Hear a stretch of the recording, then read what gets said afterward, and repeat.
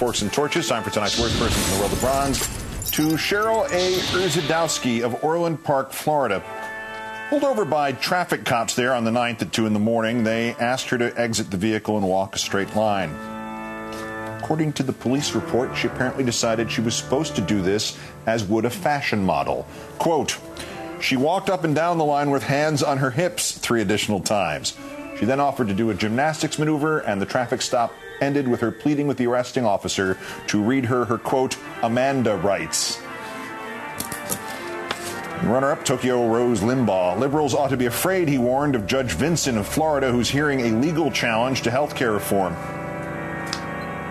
Judge Clyde Roger Vinson is a Ronald Reagan appointee.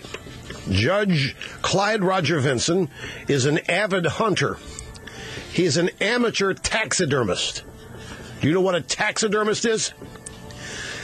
That's right. For our liberal caller today, this has got me good news. After a 2002 hunting trip during which he killed 3 brown bears, Judge Clyde Roger Vinson had their heads mounted over the door through which defendants have to pass to enter his courtroom.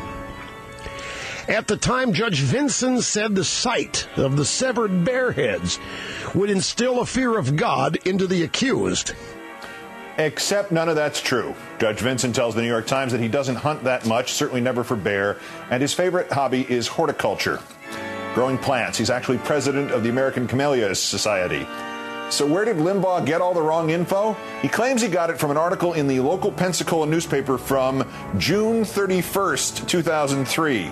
Except there is no such article because there is no such June 31st. The fake article is listed, or was anyway, as a source for Judge Vinson's page on Wikipedia, which would just be stupid, except last October when he was misquoted online, Limbaugh had said, quote, I mean, everybody in the world knows you don't believe anything on Wikipedia.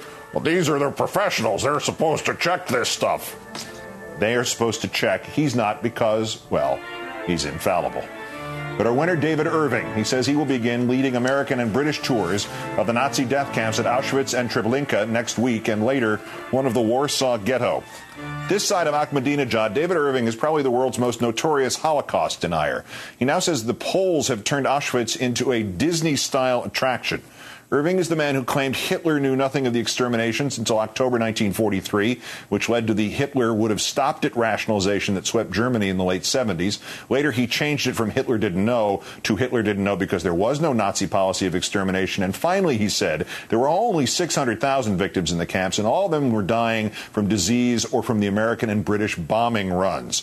Oh, and he said the diary of Anne Frank might have been a forgery. And he's going to lead tours of Auschwitz and Treblinka. David Irving, today's worst person in the world.